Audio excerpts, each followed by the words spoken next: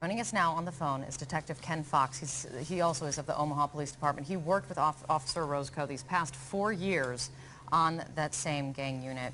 Detective, thank you very much for coming on the phone. I don't think we can begin to express our sympathies for you, the department, especially Kerrie's family. First off, can you just tell us a little bit about her? Yes, I can. It's really easy to talk about Kerrie. She was an angel. One of the most selfless people I've ever met in my life.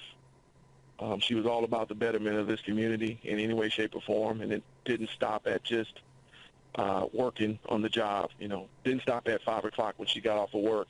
She continued to touch at-risk youth, and it's just her ability to be able to create and make relationships with anybody, any walk of life.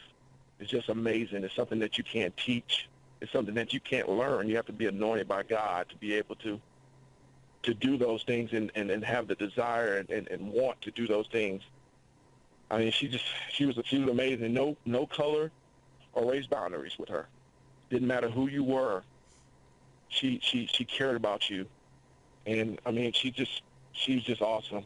I mean, one of the last things she did before she gave the ultimate sacrifice with her life for this community was she donated hours before she was taken from us. She donated to an organization called the Black Police Officers Association of Omaha. And she found time during her shift to donate money to an organization that she's already belonged to. She's one of our most just hardest workers and volunteers.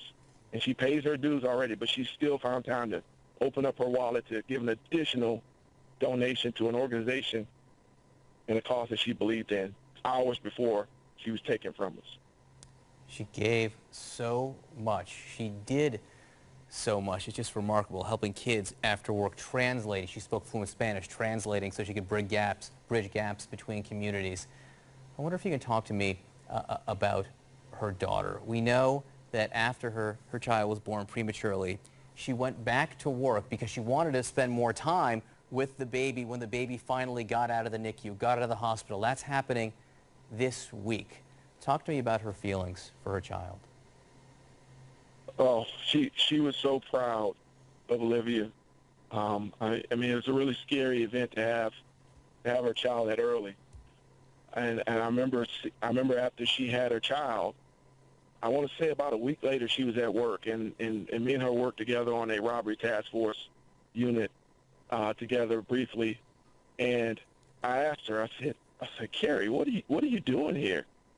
And she's so smart, and so she gets it to where I didn't get it, obviously. And she said, well, Kenneth, she's in NICU right now. She's being taken care of. And so I want to save my maternity leave so I can have as much time with her as possible when she gets home. And I mean, just hearing that, the ability for her to not have so much emotion to think about the future and understand that she's going to have to be there for her child when her child gets out of the hospital was just amazing to me. I actually went home and told my wife that, and my wife was just amazing. Like, well, that's just the smartest thing I've ever heard. And she couldn't believe that a mom was able to think that clearly about the situation. I mean, she loved her daughter dearly. She loved her husband, Hector, dearly. And you talk about her being a Spanish speaker.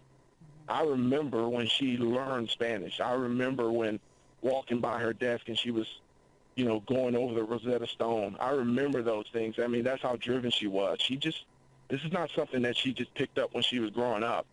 She set her mind to learn Spanish, and she purchased a program to learn Spanish, and she learned it and became a Spanish speaker on our department. That's how driven that lady was. It's devastating to know what she had waiting for her an hour before she was taken from us. 1 hour before she was taken from us. It seems too cruel to even be true. And as any parent, as a new mother and any parent will say, that is... It's an awful thing. It is an awful, awful thing. She gave so much. She cared for so many people. And Detective Ken Fox, I think her family now is lucky they have people like you to care for the people she has left behind, because they are going to need that love and they're going to need that help. And her funeral is set for Tuesday. Ken Fox, thanks so much for being with us. Thank you. Thank you, guys. We'll be right back.